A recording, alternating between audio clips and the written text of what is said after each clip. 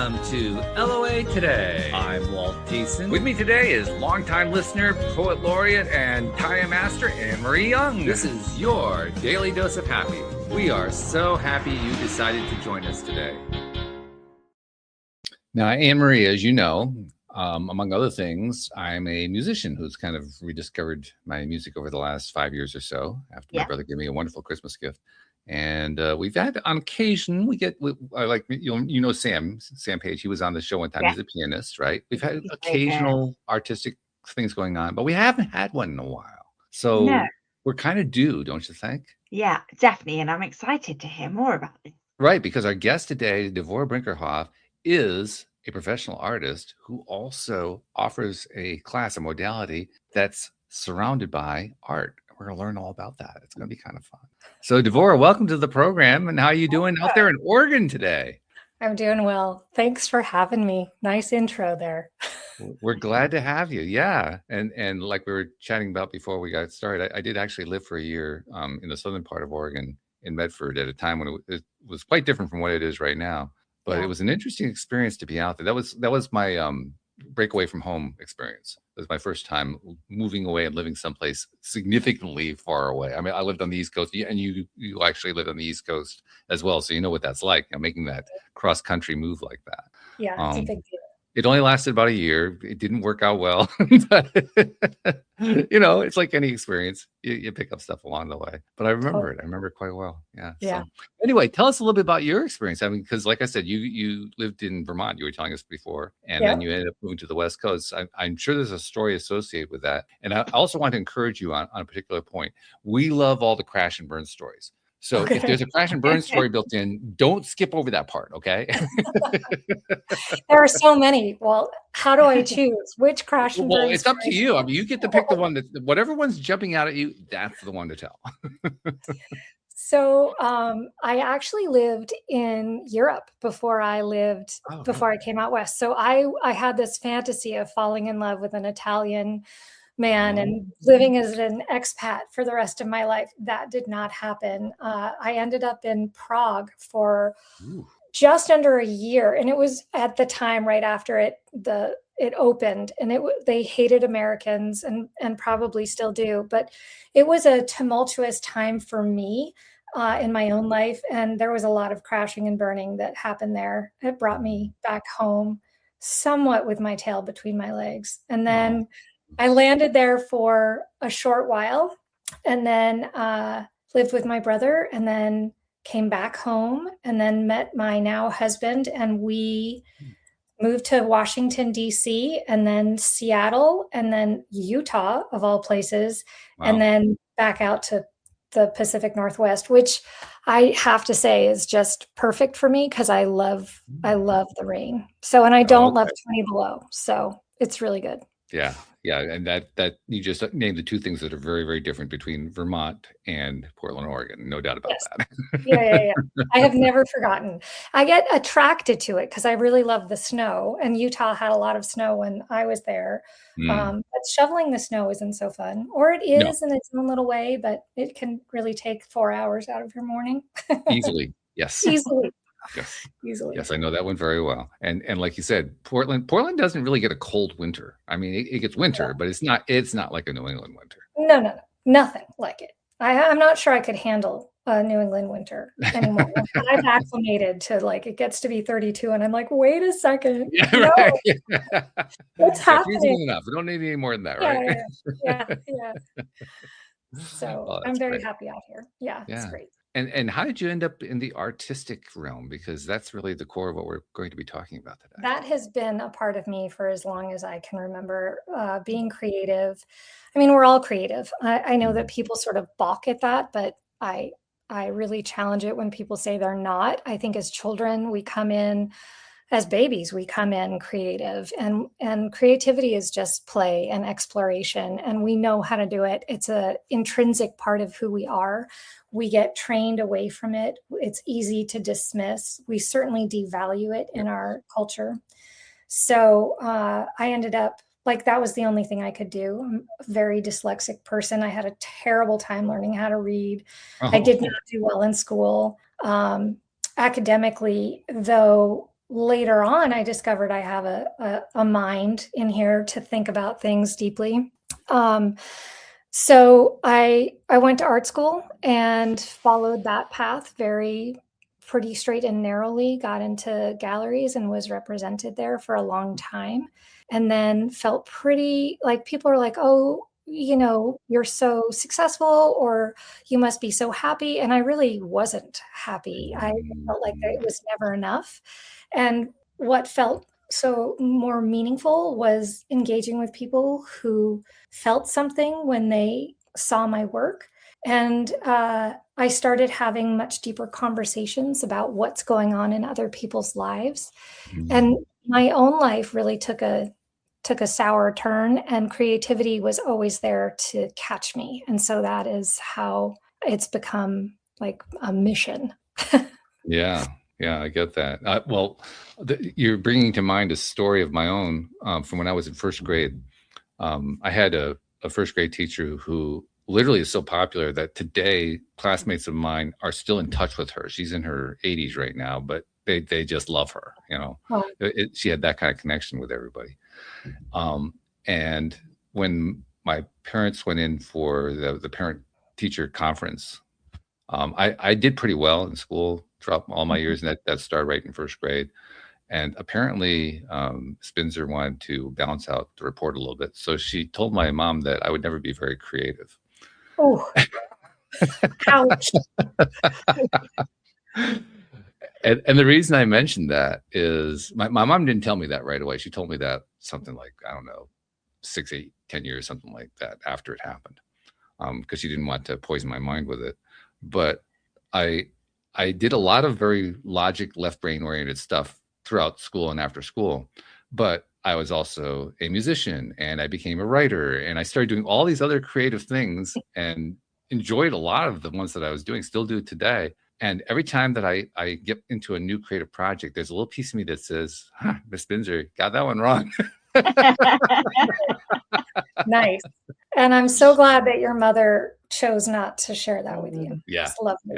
Yeah, that was a smart decision on her part. Yes, My mom was a yeah. pretty good person. She really was. But yeah, I always think about that whenever I think about creativity. And then I also think about like you're saying, there are a lot of ways that our culture represses creativity. Yeah. We're actually in a stage right now. I'm kind of curious on what your take is going to be on this, but we're in a stage right now where creativity is coming out whether we want it to or not. It's almost like it's up against this massive resistance, and the resistance is saying, you can't come in anymore. And the creativity says, you want to bet? Totally. It's a very different vibe from when I was quite young. It's a very, very different feeling. Yeah, I think it's really that road from the head to the heart really that's happening, and that creativity is a very heart-based process, like experience, right? And so as we're finding confusion and dissatisfaction and lack of meaning and purpose, like we're asking the larger question, like there's got to be more. And that's I think that's creativity. And I think it's moving from the heart rather than, or learning how to keep them in sync with each other, coherent, mind and body, mind and heart. So yeah, that coherence is a big concept right there. I think people are using it a lot to heal now, because I remember there's always talking therapies, and I remember hearing about art therapy, but now there's music, there's dance, and there's just so much more creativity around healing, which I just think is wonderful.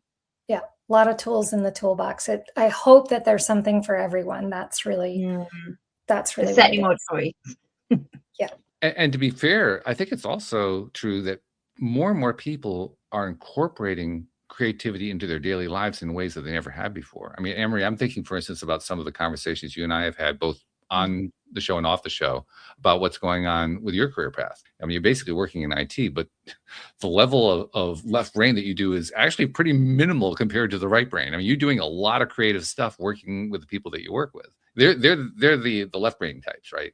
But you're almost like the balancing influence. Yeah, for sure. And I do a lot of like the mental health stuff and the equality stuff, and just try and bring a different kind of perspective and balance into things, because I'm way more creative. I used been writing since before I could walk. And it's the same. It's always been my way. Yeah. Yeah. I think more people are recognizing that. They may not call it creativity, but they're recognizing that side of their personhood. Well, So and I actually think it's really everywhere. Like we just don't notice it. Making your cup of coffee in the morning is creative. When you make dinner out of what's in the fridge, it's creative. When you get dressed, that's creativity. If you're walking from point A to point B, you're moving through space. That's creativity. We just don't pay attention. And I think when we start paying attention to creativity, you will discover that it is absolutely everywhere, that our definition of creativity is very limited. Like we just think it's the arts. mm, It's everywhere. And when you tap into it, you're really expanding your own well-being and self-empowerment. yeah. Well, one of the topics that comes up here on the show a lot, mainly because it was the way the show originally started. This show started 13 and a half years ago when I was first learning about and exploring the law of attraction. So that's where the whole original concept came from. And that field of conversation includes ideas about, well, how do you manifest what you want to manifest into your life, and where are the blocks coming from, and all that kind of stuff. When you get more and more into what I like to call the LOA mindset, you're getting into the realm of creativity. That's literally what you're doing. You're breaking out of the restraints of the non-creative side of life. And you're tapping into your own connection to who you are, but also what you create and how you create. Because at the end of the day, as spiritual beings, we are primarily creators. We don't necessarily think of it that way, but I mean, part of my belief system is we created all of this. We created this entire life. We created this entire universe. We did it as a not just individual. It's not like there was one individual. I am going to declare the universe. It wasn't like that. It was all of us working together in all of our human and non-human forms, creating this universe. Yeah. And the creation is ongoing. So, I mean, I think we're now to the point where people are realizing creativity, like you said, it's not just the arts. It's like everything that we do is creative. Mm-hmm. And, when I grew up in a very non-religious household, and anything spiritual was like not okay. And so to have spiritual language or even acknowledge spirituality took me a long time to feel comfortable doing. To use the word divinity felt like, really scary. And in the last 10 years or more, I've been much more comfortable just saying like this idea that we're evolving toward divinity. Like I'm like, no, we are divinity evolving, right? So we're creating that known consciousness constantly, which, like what you're saying, is creativity. Like consciousness and creativity are one and the same. Yeah, exactly. Yeah, in fact, if you try to separate them, that's where you get messed up. Exactly. Exactly. And so I'm like, it's not that hard. Like when people are like, yeah, I don't have a creative bone in my body, I'm like, somebody taught you that. And then you're like, everything is taught. And how do you like walk it back to your earliest memories of play? And that's your creative language. And so that's a good place to start. But, I just think that creativity it's a superpower, and we're born with it, and we don't use it, and we don't even know to use it. So that's my mission. Use it. No, that's a good mission. I like it. I mean, well, you're also you work with people. You have let's talk about the soul portraits, because I think that's what I'm kind of aiming at right now. Explain to people what that is. So, like I was just sort of talking about, that everything is learned. So our identity is learned based on our early lived experience, right? And so we start piling in these ideas about who we are, and we don't know it. We just are sponges. And so, as for myself, I'll just use myself as a guinea pig. Like at a very, very young age, I was convinced that I was just bad and going to hell. Even though I didn't go to church, I knew about hell and damnation and demons and all of that. It does get out there. It sure does. It's like this felt energy for generations, right? Like, so I didn't know what to do with that other than feel bad and feel scared. Like I was pretty scared. And so I was just like, well, I'm in trouble, basically. Like, how am I going to live in this world thinking the way I think about myself? And so that just compounded, and I would start to make terrible decisions that reinforced the idea that I was bad. And I went down this sort of vicious cycle that just reinforced itself. until I landed in Prague, where I was like, I don't want to be alive anymore. And it would be really nice just to leave this earth. And I sat there really, it was a freezing cold night. And I was dressed for summer essentially. And I was like, Oh, well, if I just lovely. smart, and if I just lean back, nature will take the rest for me. And there was something in me that was like, no, get up. And, this is back in the day with payphones, and I was miles outside of town, and all the public transportation was no longer running. And somehow I got back to a friend's house and they drove me back. And that started this, like, I need to start making different choices, and I need to really look at who I am. And that's a very scary thing to do because I was afraid of what I would find. So I only kind of half-assed did it enough to like get away from that squirrely feeling of, I don't know how to deal with who I am. Well, especially And if I don't know if it was the first time, but if it's the first time you're doing it, that's really scary. The very first time. yeah, I didn't know it was the first time I was doing it. I was asking the big questions and I really didn't have the answers. And my father has a PhD in philosophy and my mother's a biochemist and researcher. And so I had very, very academic, very intellectual parents, and I was very emotional. And so sort of oil and water. And so I didn't know how to approach those things, but I did slowly, and I did it through creating art. Like, this was after art school.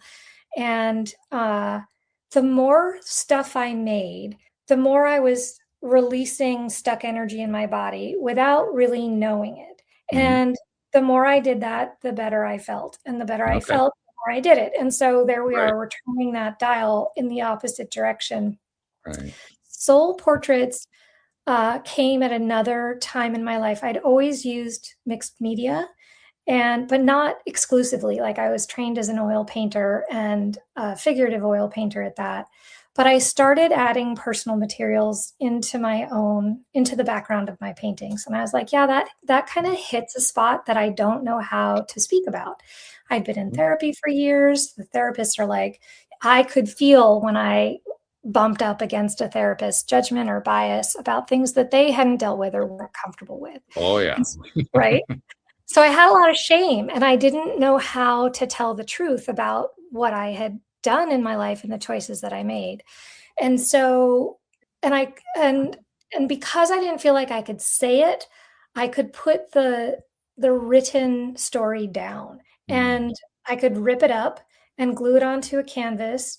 And 3 hours later, that felt like 5 minutes, I felt very different. I had deconstructed my story and I had reconstructed what I wanted it to be on canvas. I wrote over the top of it and then I painted over that.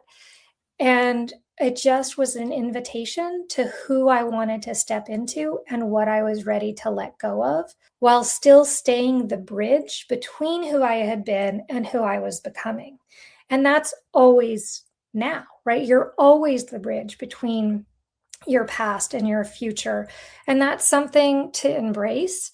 What I teach can get a little uncomfortable for people, but it's the anticipation of finding out something you don't want to find out about yourself, which is almost never the case. And in my own experience, I was so scared. I was so scared of what I would find looking under the hood.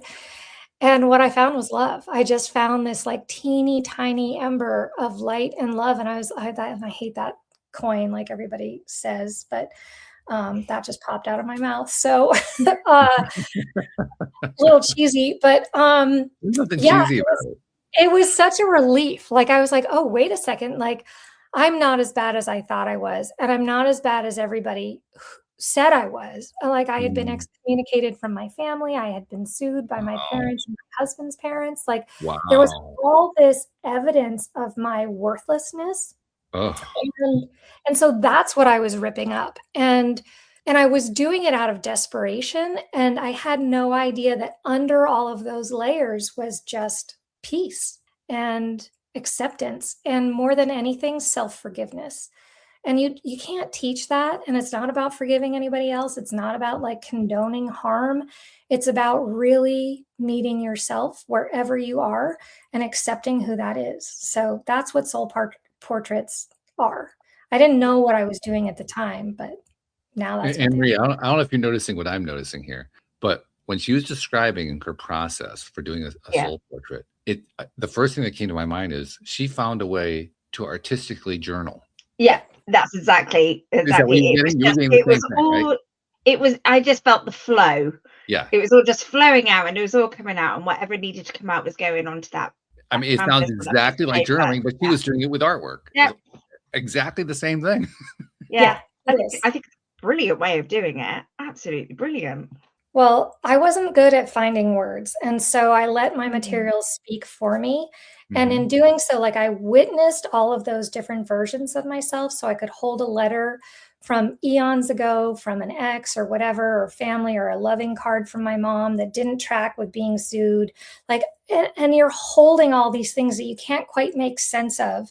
And like you said, it's a visual representation of all those different layers that I didn't know how to find, let alone articulate. And this was how I did it. Wow. I think what I like about it as well, in the fact that you can write words and you can stick things, and then you can paint over it, and then you can stick stuff on. It doesn't have to be seen. It's just out there, and it's in your picture. It's a bit like your life, isn't it? Nobody can see that, everything that's been going on in your life, and that's individual to you, but it's out there.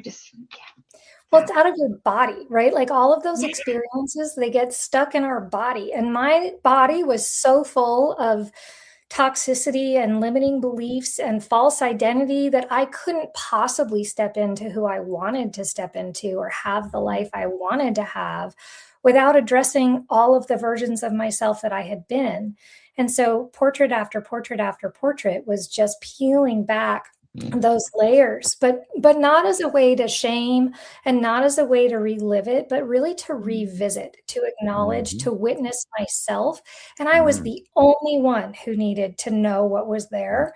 And it was so empowering. Like, it was just so empowering. And you don't need somebody else to understand. And that was huge for me, because I'd been searching my whole life for somebody to like see me, to understand me, so that then I could feel whole or loved. That's just a bunch of bullshit, right? Yeah, but that's what you did. I mean, the way I understand journaling is about a combination of releasing and addressing the stuff that's important in your own life. Addressing for the purpose for releasing, perhaps, is the better way of saying it. And that nobody ever has to see it. You don't even have to read it yourself. You don't have to actually do anything with it. The whole purpose is just to go through the experience of getting it out there on paper as a way of just interacting with it and learning to feel good about it and all that kind of stuff. And you're doing the exact same thing. You did it kind of by feel. You felt your way to doing the exact same thing, but through your artistry, through your ability to create portraits and so forth. Which for somebody like me who's like, has trouble drawing a stick figure, that's really impressive. You can draw stick figures. People do it all the time, and it's great. It doesn't matter what it looks like, because it's just the process. And the ripping up it's really fun. Like, people can get really afraid to rip up like a wedding photo after a divorce or part of their wedding dress or whatever. Like, there are so many stories, and people know, like, they just know. But they don't know that they know. And so when they realize that they already know, there's this click that happens where they're like, wait a second, I can do this. Like, I can do this. And therapy is great, and therapists help. And I'm not dissing on therapists. I married a therapist. But there's something really powerful about meeting yourself, and that I love. That's really good. By the way, I give you credit for my ex was also a therapist. I give you credit for because therapists are great to be married to, but they're a challenge. It's both. You get both sides of it. It's true. And as well as I did, the reason they became therapists is they were trying to figure out these things for themselves. That's why they did it, Totally. And so when there's that barrier and the authority of like, I know because I have a PhD, great. And there's all of this other stuff that exists underneath the surface that we don't know. And it comes out in journaling. It comes out when you're drawing your stick figure. It does not matter. It's not meant to be beautiful. It's meant to get out. And so, yeah. And as my husband, who was very, very intellectual, he got super sick about 7 years ago and had to stop working. And it's been really interesting the way he's had to like, and he has seizures, and every time he has a seizure, his brain goes offline for like a week to 3 weeks. Wow. And then over time, he hasn't been able to rely on what he could rely on before so well. And what has been taken away from him is that cognitive ability, but then it turns on this other side of him that is like the most beautiful thing to watch unfold. It's scary sometimes and frustrating sometimes, but there's something, which is what I think you were saying in the very beginning, like creativity is like forcing itself into our lives. And if we're resisting it, it's like, nope, we're going to do all this stuff so that you're forced to enter into a different way, a different lens of moving through the world. I'm sure he did not want to do it the way he's had to go about doing it. But I'm curious, has he been able to make progress? Has he been able to embrace it, or is he still kind of in a stuck mode? I think he has made huge progress embracing it. Like, and so he's a bit of an unusual human in the first place because he's a very sensitive and emotional person. It's part of why we like totally connected, and we could really see each other's stuff, but we were completely trauma bonded. So detangling that sort of enmeshed way of partnership has been the biggest bonus of him getting sick. And it's just sort of a surrender. Like I have to be something else. So he is becoming that something else, which is extremely uncomfortable, but yes, I think he's doing an amazing and it could be a challenge for both of you. I mean, it's a good thing that you both apparently have that empathetic side, that deeply emotional side, which is really great for getting through. But still, that doesn't mean it's going to be easy. It just means that you have the ability to do it. Right. And there's an appearance of doing it too. Like there's an appearance of being emotional, but still keeping yourself separate from the emotion. And that's such a slippery slope. Go ahead, Anne-Marie. I didn't want to. No, I was just wondering, do you think it helped in the fact that, you went through your own thing, having to peel back those layers and not knowing what you were going to find? It's almost similar, just a different way of forcing it on you. And do you think that helped you in the relation of helping each other? Yeah, I think we could see it. I mean, so 15 years or so ago, like when the shit really hit the fan, we had discovered that our children had been sexually abused. And I, at the same time, I didn't know that was my history until I got pregnant for the first time. Wow. And so I had just started unraveling my own history when my second child and son was acting really weird. And I was like, no. So I really resisted dealing with it. I had been moving through it myself. And then I was thrown into the deep end with trying to give my kids a different experience of how to move through trauma in a way that allowed them to get it out of their body, while also being really afraid of it being in my body, right? It was a really weird thing to hold. And when we figured out who it was, and we had told my husband's family because we chose to live near them, it got so bad. Like there was a complete line drawn in the sand. Sexual abuse is definitely a taboo topic, and it was way too close to home. And so they went on the attack, which I get, right? I totally get. In the moment, that's what started the lawsuit and my letter of excommunication. And I was devastated, right? Like I did not know how to hold that kind of grief and loss.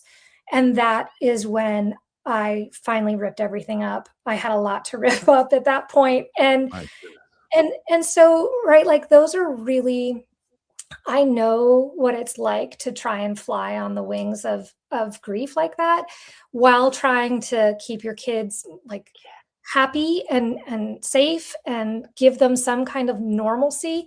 But we were existing in such a victim lens, and that was me, right? Like I was totally in the victim mindset, and that then got translated onto my kids in the most understandable way, but also pretty destructive.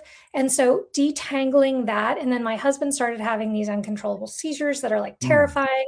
And so there was like trauma after trauma and victim after victim. And I was just like, this is everywhere. And how do we stop living like this? And I mean, that's a choice, right? And so I totally forget what your question was, and I went off on a tangent there. That's all right. That's what rabbit holes are for. You start off with one thing, and all of a sudden you're down. I have no idea where we were. Yeah. To be fair, I think you answered it. It was more about like, did your experience help you relate to your husband's experience? But it sounds like as a family, you went through, you rode those waves all together. Heartbreak was my point, is that there was so much heartbreak, and like, yes, so we could continue to see each other and support each other, but we weren't necessarily happy. And we had to come back and find a way to trust each other through the heartbreak. And we had to really address that differently. And we had very different ways of doing it. And mine was always in the studio. And for a long time, my husband was very stoic in that way. Even though he felt it, he didn't know how to be somebody who had any problems. Like he was very used to not having problems. Yeah, that's going to be a challenge right there, because anytime you're talking about sexual abuse, we're not even in problem land anymore. We're in an entirely different realm. Yeah, and it really distorts your lens, right? And so I really had to untangle that, and it made my life a living hell until I understood, like, why did I feel so? Like I felt like I was a 6-year-old girl walking home from school, telling my older brother that I think I had a rotten apple in my stomach, and I had no idea, right? So in hindsight, I was trying to get at something, like I'm picking up leaves and he's collecting water chestnuts, and like it was so sweet, and but he doesn't know, we didn't know what we were doing, right? So life takes you on this crazy path, and untangling that is awesome. Like it is very empowering if you're willing to do it, right? If you're willing to look under the hood. Well, you're touching on what I think is probably the question of the era that we're in. True. Are you willing to deal with? Because there's a whole lot of people, I would say a significant majority of the people, who are not willing to look beneath the hood. They're not willing to deal with this stuff. They would much rather be in the pointing of the finger and the blame mode and all that kind of stuff. Sure. The last thing they want to do is actually admit that they have a role in the whole thing. And if you suggest to them that they do, watch out. Yeah. And by the way, I like putting my finger in there. I like stirring up the bee's nest sometimes, so I get stung at times. It's all right. I'm used to that. But that's one of the ways that I really discover how prevalent it is. And yet, I think I can honestly say, compared to, say, when I was quite young, the amount of people who are open and who are considering experiences outside of their own experience in a way that says, I was never sexually abused, perhaps, but I can understand somebody else going through something like that. And maybe I can hardly even imagine it, but I can at least be empathetic to it. And then perhaps it points back to me in terms of not that I was abused or that I abused somebody, but it reminds me, well, what things do I have to work on? That's the kind of vibration I see. I see people being influenced by each other, and many people saying, okay, I'm going to embrace whatever this trauma is, or whatever the situation is that I'm dealing with that I don't like, and I'm going to find a way to grow through it. And some are more successful than others. Some are less successful. I've encountered people who, although they're willing to do is the external stuff, and they don't really get very far, but boy, they try really hard to do the external stuff. And then I encounter people who also do the inner stuff, and they have even more interesting stories. Well, a lot of that has to do with doing a show like this. You get people that's what comes out of the show, right? You don't tend to get the abusers coming out. They don't really join the show. That's just not what they do. Well, but what if they were invited to? Like, I've sat across from a lot of people who have caused sexual harm to their own children, and there is no black and white line, like in no way, shape, or form do I ever condone it. And like, why? There's so many reasons why. And part of talking to people who, like, there are people who are born attracted to children, and their first crush, whether it's at 9 or whatever, stays the age, and that's not something that they asked for, and it causes so much pain. But if they talk about it, they're demonized immediately. Yeah. And so, like, I don't have the solution to that, and I definitely don't want to see children harmed at all, ever. Or anyone for that matter. Any vulnerability in there, I'm like, can we please eradicate? And we all cause harm and we all receive harm. How do we deal with it is the question. How can we, like, really, what's the word? Integrate our experiences so that they don't come out sideways. And if we reject them, they will come out sideways. And so my whole thing is to look, to lean in, to embrace it and accept it and forgive it. And how else? Because when I felt like the terrible person and I was making terrible choices and causing a lot of harm and damage, the worse I felt, the more damage I caused. And so we've got to stop it somewhere. And especially in this day and age, we have all these bumper stickers on Teslas that are like, I bought this car before I knew what an asshole he was, or whatever it is. And I'm like, this is so confusing to me, because, like, what is that bumper sticker saying? And when you demonize him, but you love the car, like, right? Yeah. Like, what is it serving? And we swing so far back around. I'm like, well, you're no better, right? It's no better. So, anyhow, there's my political 2 cents, but hey, we don't go too much into political, but what you're really touching on is actually quite poignant, because we do live in an era where we're challenged on beliefs and thoughts and experiences in ways we were never challenged before. I mean, you can say a lot of positives and negatives about the modern 21st century. One of the biggest positives is you're in Portland, I'm in Connecticut, she's in Swindon in the UK, and we're having a conversation like we're in each other's living room. I know, I love it. This is amazing. It is. It's so cool.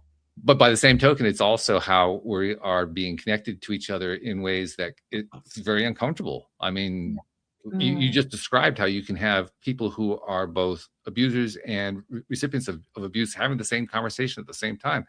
That wasn't even possible 50 years ago. That wasn't even on the table. And now it's happening. Now, is there trauma associated with it? Yeah, there's trauma associated with it. Totally. And it's challenging, but it's new. It's a new phenomenon. I think that's true. And I think that I've always, like, the thing that I get super excited about with what you're saying is that whether or not the conversation is happening, energetically, those two people, the abuser and the one who's abused, are tethered forever until there's an acknowledgement and hopefully an actual genuine apology for the harm caused, because it sets both people free.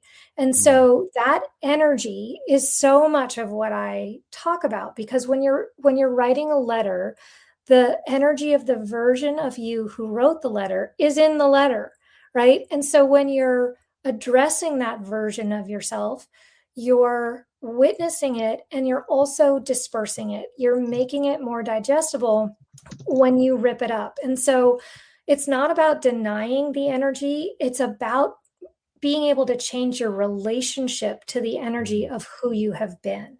And so, like, I had this crazy crush for 13 years. Like, it was absurd. And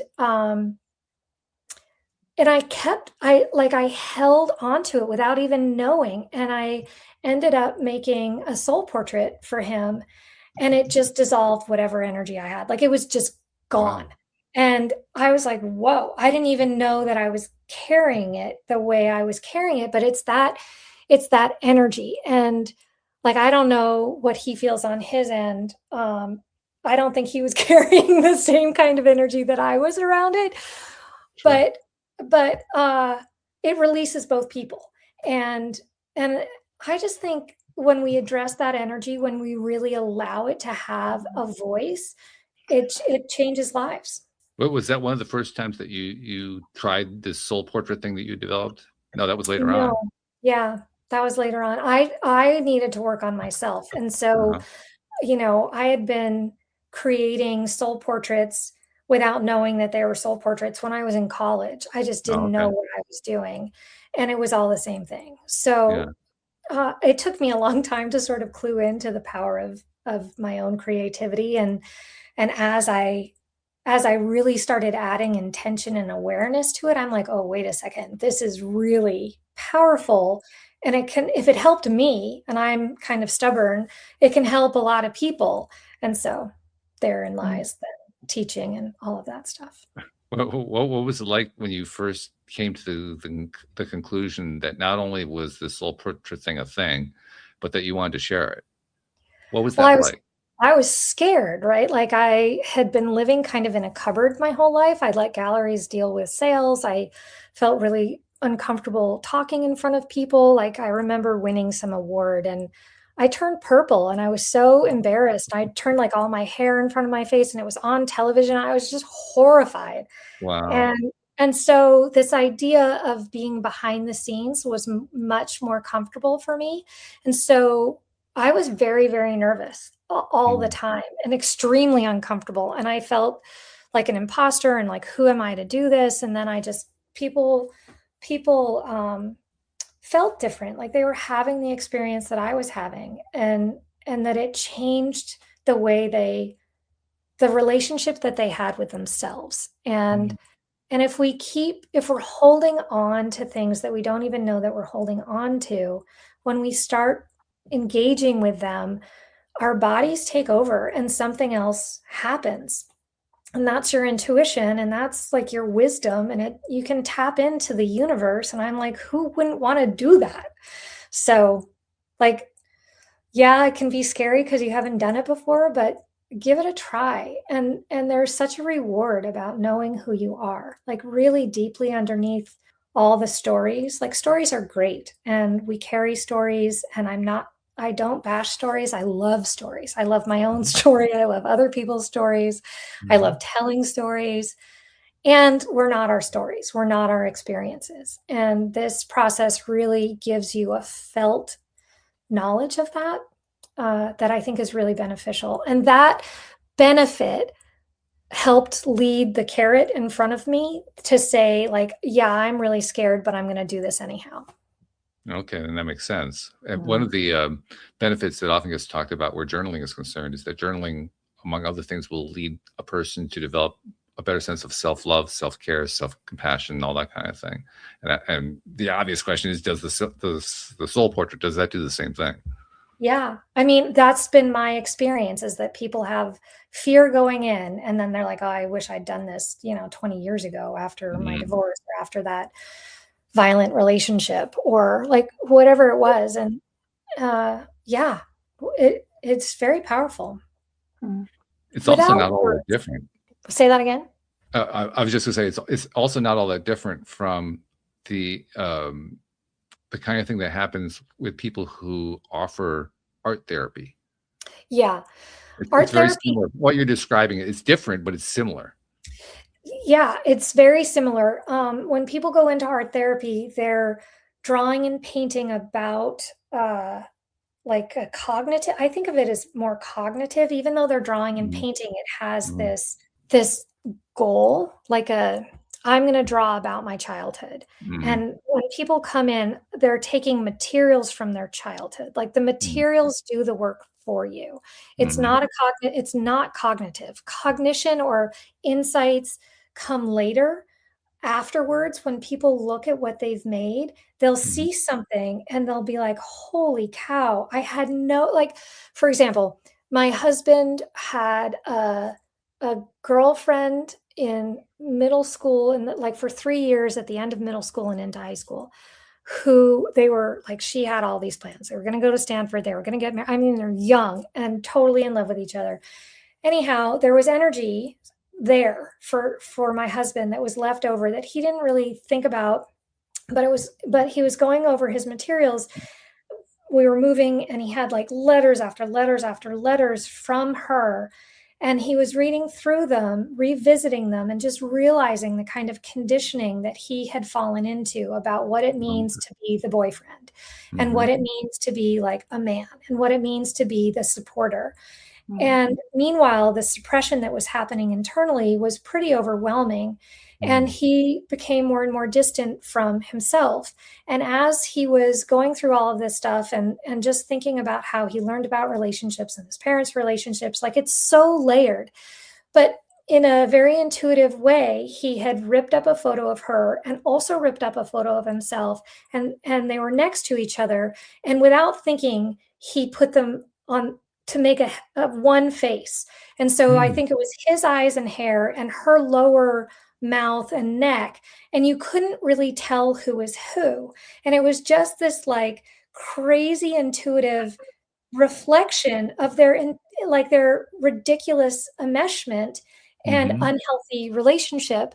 And then he ripped up a brain and put it next to her head. And, 20 years later, she died of a brain related. Wow. And it was just, it all happened at this intuitive level. And he looked down at it and he was like, holy shit, right? Like he didn't plan on that. But in doing it, discovered things about himself that he never would have gotten to otherwise. And that's the thing that I like about the creative process, whether it's music or, drawing and what I'm teaching, mixed media, whatever, or planting a garden, like you're somewhere else. And there's something to it that I just think is so cool. That's so much bigger than us. Yeah.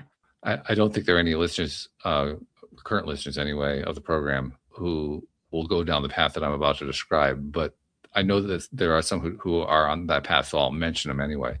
There are going to be some people who are going to hear that and they're going to say, ooh, there's a great way I can influence somebody else. I'll draw a picture of them and I can influence their outcome. And I love the fact that you said he had no concept of that. That was just not part of the thought process at all, because that really has nothing to do with what you were describing. Yeah. No. And it released some stuck energy inside of him that just, again, there's like this freeing feeling. And if somebody goes in with the intention, like what are they, voodoo doll, like it's just going to come back to them, right? Like, right. If your intent is to control or manipulate someone else, like you will be controlled and manipulated. Like you're inviting it to yourself. That's all you're doing.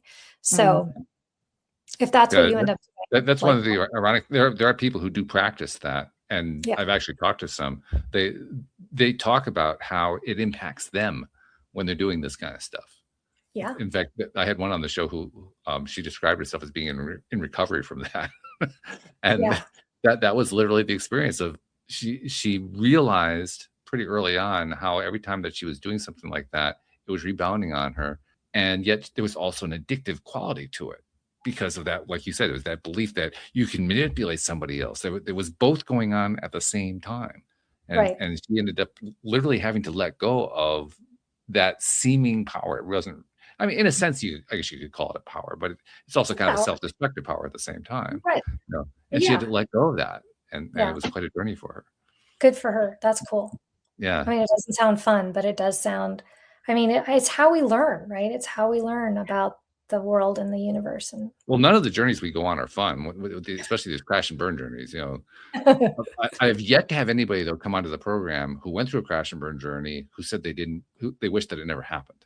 Right. Everybody agrees that it was the best thing that ever happened. I remember the first time I experienced that was with my other co-host, Joel Elston. He was my 12th interview back in 2012.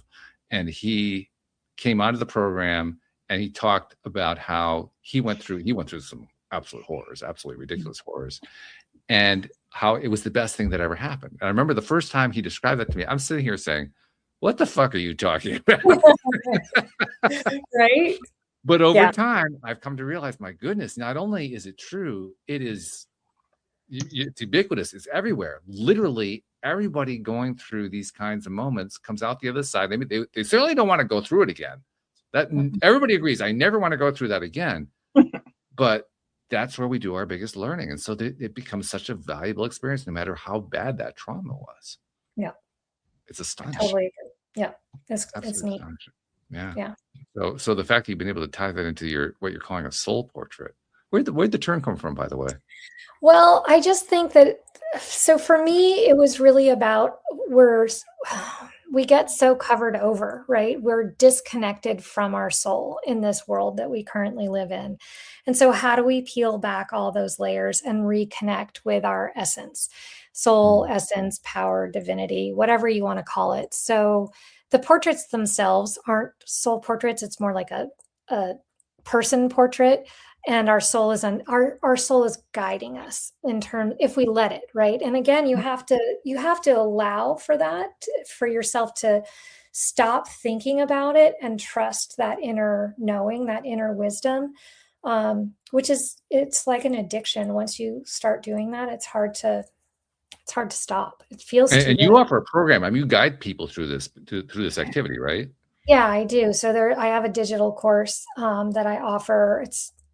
It's very accessible, and people, if they want more and they want to work directly with me, I do a lot of coaching on top of that. And I love actually working with artists too, who want to have a deeper relationship with the work that they make. So I love talking about people's paintings and their composition or whatever so for the visual stuff, mixed media, painting, drawing, I love geeking out about composition and negative space. I think it's really fun. That's cool. I love that. Emery, I wanted to ask you earlier, and I forgot about it. I mean, we've talked certainly about how both of us have done journaling. Have you ever tried anything similar to the soul portraits? I don't think I have, but I honestly, as you were talking, so many words kept coming into my head, and then you were saying this word, and I was like, yeah, I'm obviously like feeling this, because it just feels so freeing. And like you said, the word stuff a few times, and that was in my head. You know, like you say, people have held on to letters and photos, and we all hold on to this stuff. And actually, it can feel like a heavy weight. So to me, it just felt so freeing to be able to rip it up, slap it on paper, put a picture next to it, cover it up, whatever you need to do. So yeah, just love. I haven't done it, but I really want to. Yeah, you should try it. Yeah, it sounds like we've got something that's on the bulletin board. Like, this is something to be tried at some future date. I would love to see it too. And I get people sometimes, they're like, can I text you while I'm doing it? I'm like, yes, of course you can. And so if questions come up and people just don't know how to let go, how do I rip? I'm like, well, give it a try. Like, you cannot mess it up. You can't mess it up. And even if you're like, oh, I didn't want to rip through that part of the letter, I'm like, then put it back together. I've had people sew paper. I've had people burn their portraits. Like, I've sewn paper, like, and it's just another layer. It's an expression of like the ways in which we're impacted by life. Like, I have scars all over my body and from surgeries and other like accidents, and I love every single one of them. And I'm like, there's a map of my lived experience. What a cool thing. And so when you make one of these, you're mapping your lived experience and you get to decide how you're going to look at it. And to me, that's just, it's super powerful. Yeah. To me, it sounds so much fun. And I just think I'd still be there 13 hours later, just still doing it. I'd have RSI, my shoulders are killed. It just sounds so freeing. It is. Do it, Emery, and then show it to me. I'd love to see. Well, since you're so open to the idea of people showing stuff to you, we should probably give people an idea how to reach you. Otherwise, it's kind of hard to show it to you. Sure. Like, I'm on Instagram and Facebook, and my name, Devorah Brinkerhoff, or Soul Portraits will get you to me. And I have a website, soulportrait.art, and free activities. There's an inner voice exercise that people can start with. And I just want people to tap back into their creativity. They don't need me. If they want me, they can have access to me. If they don't, that's totally fine. They can do it on their own. By the way, I love the fact that you got a .art top level domain. That's pretty cool. Right. Yeah, that was fun to get and easy. So I was like, okay, that worked. I didn't even know art was a top level domain. And so that's good to know. I didn't know it either. I didn't know. I think my husband got it. So kudos to him. He's good.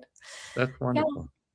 Yeah. We have a couple of little traditions we like to do here. First and foremost was, well, thank you for joining us and also for sharing how to reach out to you. The digital program, I forgot to ask this. Let me divert to that for a second. Is that something that you do as a live thing? Is that something that's a pre-recorded thing? I mean, how does that work? So the course, the digital course is pre-recorded. And if people want more, they can book a session with me, or they can book a group So you can get a bunch So of you do people group as well. Yeah. So if people have all suffered, the loss of a child or a miscarriage or death by suicide or divorce or, or they are celebrating 50 years of marriage and they want to make one together. So it doesn't all It actually makes some sense, because I can imagine anybody who's experiencing trying to do something creative like this, particularly if they're not used to being overtly creative, it can be intimidating. So to actually be able to do it live with somebody who can kind of guide you, I could see the value of that for somebody like that. That would be very valuable. It's really fun, and it keeps me humble because I forget that people get uncomfortable with like crayons and glue, and anyone can do this. It is literally 3-year-old skills, right? If you can rip paper and smear glue around with your finger or a brush, you're good to go.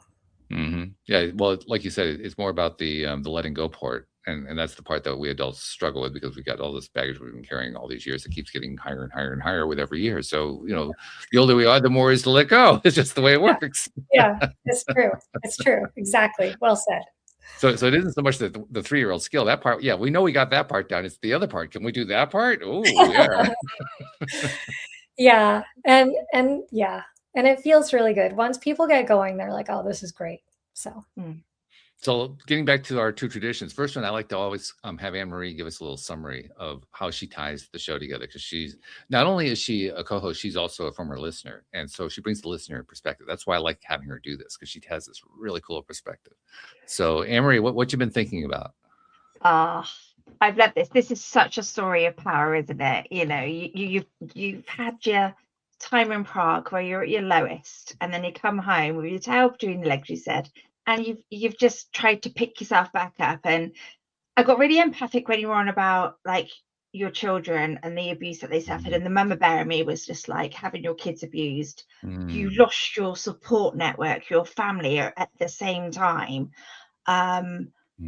And dealing with stuff yourself, but you preserved your peace in that whole thing, and you worked through it, and you worked on those triggers, and you did that to support your family and change the projection of your future. So I just loved that whole power bit. And then the nuggets that I took from that was, remember, you're not as bad as the thoughts in your head tell you are. Brilliant, because we're never as bad as this critical voice that we can get. Oh yeah. Change the relationship to your experiences to something that you can peacefully live with. Brilliant, because it's all about perception, isn't it? It's all about, you can deem this as bad, or is this a learning experience, or where is the beauty in this, or what can I deal with to make myself go forward? And then, are you willing to look beneath the hood? It's nice to know the things you said actually came through and registered and made a difference. Yes. And I'm like, but believe me, I was not and still am not perfect. Like I made so many mistakes and during that time too, right? Like if I could go back and change how I handled things, I would. Of course, but that's the beauty of it. That's the beauty of life, isn't it? Because nobody's perfect. Yeah. And you've been through all this, you've made your mistakes, you've had your messy bit, you've been through hard stuff, and you create beautiful art out of it. Yeah. Yeah, I actually don't consider myself to have had a good day unless I made at least one perfectly 10 or 20 mistakes during the day. I just wasn't even trying. Touche, guys. That's a good point, right? Yeah. One final thing I like to do with every show here, and somehow this seems particularly poignant with you today. I've been doing this now for a few years, but this one really seems poignant because coming onto a podcast and talking about how you went through sexual abuse and how your children went through sexual abuse, that's hard to do. That's just plain hard to do. And you do it effortlessly. Well, I'm sure it's not effortless, but you make it look effortless. Let's put it that way. So I want to give you a lot of credit for that. But beyond that, you have, everybody who comes onto the show in one way or another is a giver more than a taker. That's just the nature of it. That's the nature of who's going to be a guest. And as a result, I'm sure this is the only podcast you've ever done. I'm sure you've done other podcasts. I'm sure you have other ways. You mentioned the Instagram. You mentioned the various ways that you do it through the social media. That's just become a part of how you do things. In the process of doing that, you are reaching people many times who you have no idea how they're going to use the information, but you keep doing it, which is one of the wonderful things about givers. And they keep giving no matter what. I noticed that we don't get a lot of credit for that. So that's why I like to wrap it up this way by saying, Devorah, on behalf of those people you've never met and you've never seen and never will meet, never will see, who you've been helping in ways you didn't even know about, just because you're telling your story, you're sharing your experience, you're encouraging them to try something that they probably never even heard of before, and you just keep doing that over and over again. You're helping people in ways you don't even know about.